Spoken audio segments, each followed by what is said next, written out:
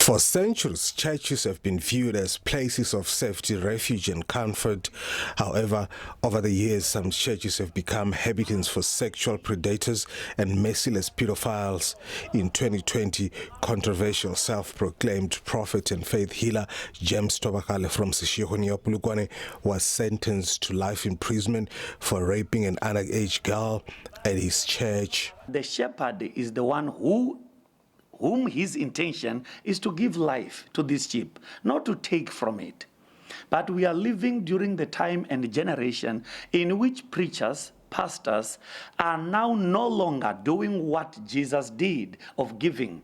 They are taking from the sheep. They are eating from the sheep. They are making sure that they destroy, kill, as it is actually mentioned in John chapter 10. So really, we are living during the time in which the Bible is not being followed. People are only seeking that which will actually benefit them.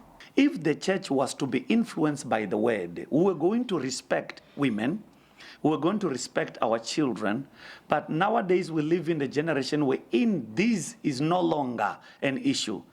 We are hating them, we are abusing them and raping them instead of being good to them.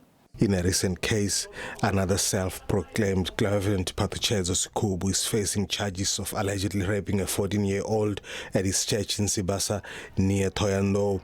Some men of cloth have described gospel preachers who are accused of rape as selfish, cruel and evil. We are so surprised about what is happening in the church. A church was supposed to be a place of refuge to some people who lack shelters. They should have seen the church as a place where they can even stay at.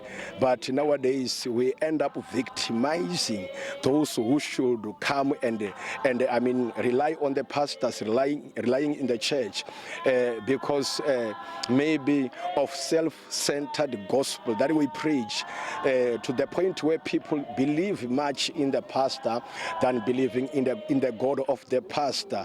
It end up making people to believe everything that the pastor is saying. Non-profit organization Eyes of the Nation has called on the victims of rape to report cases to relevant authorities. We call this kind of behavior that we cannot accept that as the Eyes of the Nation. And we will continue to raise the voice that the pastors should, or the community, whoever knows that there's any pastors who's abusing his power in their churches, they must come and report.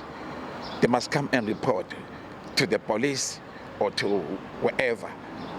And then we as the Eyes of the Nation, we are there to make sure we really condemn this kind of behavior, and then we are there to make sure that we assist these communities who are abused by these pastors. And then we also work with the police and law enforcement to make sure that this kind of behavior we have to assist each other to make sure we don't tarnish the name of the other pastors. Meanwhile, the NPA in Limpopo says although there are backlogs in the prosecution of gender-based violence cases, the prosecution rate has been relatively impressive. In some other courts, we do have backlogs, but the prosecution on a daily basis, they are finalizing most of the cases under gender-based violence. So the prosecution, they're trying very hard to prosecute those cases. Though in the lower courts, we know that every day they are receiving new cases regarding the GBV. The Wembe district accounts for the highest rate of gender-based violence cases in Limpopo. Lutendo Bobori, SABC News, Njere.